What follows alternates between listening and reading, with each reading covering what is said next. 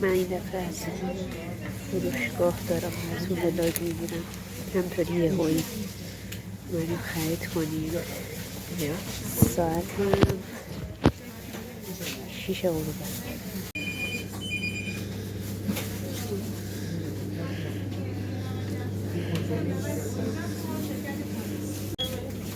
سیامزگی میخواستم یه تیکه لطفا. که کوچیکتر. این خوبه. مرسی، ممنون. متشکرم.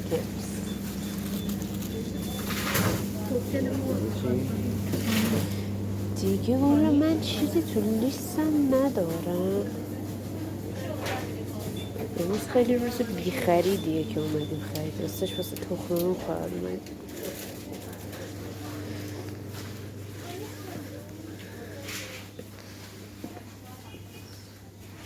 اسپری برفشار دیگه بده معیار محصولات معیار تو آلمانی دار.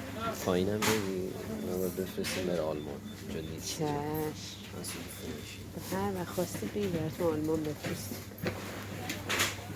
بریم؟ آقا آره اینو پیدا کردم. توت فرنگی گفتم توت فرنگی و بلک بری شاتو دمشق و شاتوت. بعد قیمتش یه چیز اوکیه، نمیگم خیلی عالیه ها، ولی مثل کشورهای دیگه که خیلی همیشه دارن از این میوه های یخزده، خیلی دوست داشتم اینجا هم باشه، هر فصلی بشه گرفت. الان خیلی خوشحالم. ما رفته بودیم فروشگاه، یه دونه پفک اشیاشی جدید اومده که تبلیغش رو میدیدیم، بعد گفتیم آره هیچی نداره و اینا، بعد یهویی دیدیم که داشت اینجا. آره این پفک پیاز و جعفریه، حلقه‌ای هم هست. بعد اینو می‌خواستیم واسه اولین بار بخوریم. اصلا تا حالا من پفک پیاز جعفری نخوردم، علی هم نخوردم. بعد دیگه می‌خواستیم واسه اولین بار بخوریمش، ریاکشنمون رو شما هم ببینید. بوی جالبی نمیده. اصلا یه چیزی بگم، علی روی طعم و مزه و بو و این چیزای غذا، کیفیت غذا شدید حساسه. یعنی اصلا در سطح لول چیزای فرانسوی، آشپزای فرانسوی مثلا در اون حد چی میگن قابل قبول میدونه یه سری چیزا رو. ASMR داری پفک کنه. بعد نکنه ریختش این شکلیه، رنگ نداره، یعنی فکر کنم پودر پنیری که دارن همشون، ولی رنگ نداره. بعد اینش نکته خوبیه چون خیلی رنگا بی خودن. البته خیلی هم حس خوب میدن، مثلا پفکی رنگ نداره به عنوان پفک دیگه نمیتونم چیزش کنم، به رسمیت بشناسمش. بعد اینکه علی اینجا در حال تست کردن، جوری که علی داره میخوره به نظر میاد که خوشمزه است. نظرمو در انتها ولی اول که پود پیازهای شیرینه دیگه، مثلا من میگم باحاله، واقعا باحاله. علی تا 10 تا 20 تا نخوره فکر کنم متوجه نمیشه که باحاله. از 10 بهش چند میدی؟ از 10 یه بوی پودر پنیری داره، شبیه بوی پنیر سیامزگی میمونه. نداره؟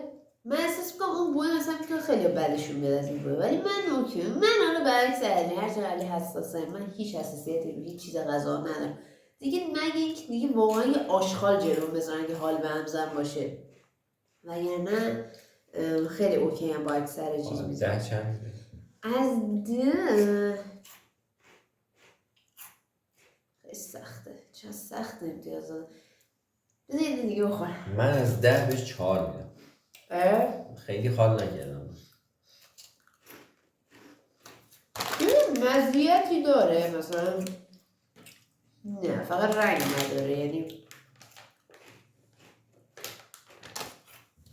من 5 میدم، یعنی واقعا، یعنی منی هم که زیاد برام چیز نیست، اصلا چیزی نیست بخوام برم سمتش. مثلا پفک‌های عادی اوریجینال واقعا خیلی طعمشون آدم رو معتاد میکنه مثلا، ولی این مثلا چیپس پیاز جعفری واقعا هم من خیلی دوست دارم، ولی خیلی دوست داره.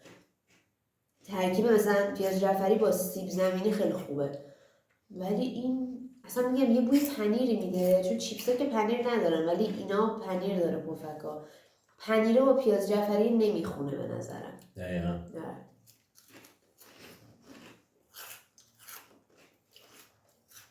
ولی خب اشتباه نکنید، من اگه صفرم به یه چیز بدم میخورمش تا آخرین قطره. ولی علی معمولا نه، ولی علی الان داره به نظرم به عنوان چیزی که 4 داده خوب داره لذت میبره. قیمتش هم بوده؟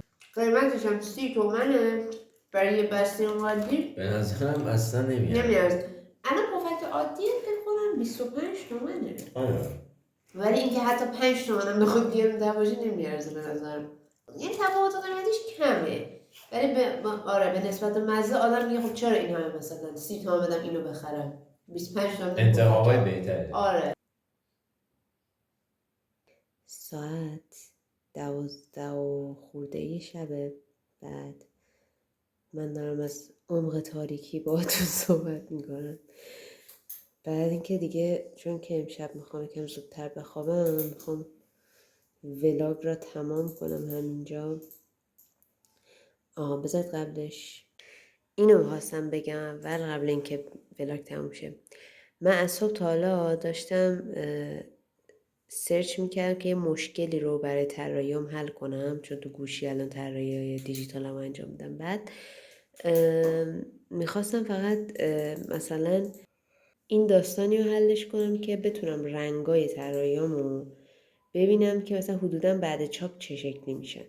دیگه کلی گشتم و اینا، چون مثلا یه سری از اپ‌های طراحی این CMYK مود میگن بهش دیگه، CMYK مود رو دارن و بعضیا ندارن. الان یه اپ که من باش کار میکنم یعنی های پینت CMYK مود نداره. بعد ولی خب من چون خیلی از اپش راضیم، الان بیشتر از مثلا 1.5 سال که باش کار کردم و واقعا دستم توش خیلی روون شده، نمیخواستم مثلا عوض کنم اپمو. بعد دیگه به خاطر همین گفتم اینم مثلا میتونم یه راهی پیدا کنم، یه سایتی چیزی که مثلا بتونم رو حالت CMYK مود رنگامو ببینم. که بالاخره میخواستم اینو بهتون معرفی کنم. بالاخره پیدا کردم همین 1 ساعت پیش از این وب اپلیکیشن هستش، اسمش از فوتوپی. براتون آدرسشو میذارم. تقریبا میشه گفت فوتوشاپ آنلاینه و فری هستش، رایگان استفاده ازش. فقط تنها مشکلش اینه که یه مقداری تبلیغات و اینا داره. من حتی با گوشی ازش استفاده کردم، ولی بهتر که توی صفحه افقی استفاده بشه مثل تبلت و روی لپتاپ و اینا که دیگه خیلی راحت تر. ولی خب تو گوشی هم میتونید استفاده کنید. بعد اینکه آره ازش استفاده کردم، CMYK مود داشت، روی اون گذاشتم، رنگامو دیدم و اتفاقا خوب شد. چک کردم یه دونه از رنگای جدیدم باید تغییر میدادم به خاطر اینکه رو حالت چاپ خیلی فرق داشت و ممکن بود سورپرایز بشم بعد از چاپ. خلاصه همین دیگه، خواستم اینم بهتون بگم و بگم که امیدوارم فردا هم ولاگ بگیرم، تو ولاگ بعدی ببینمتون. خدافظ.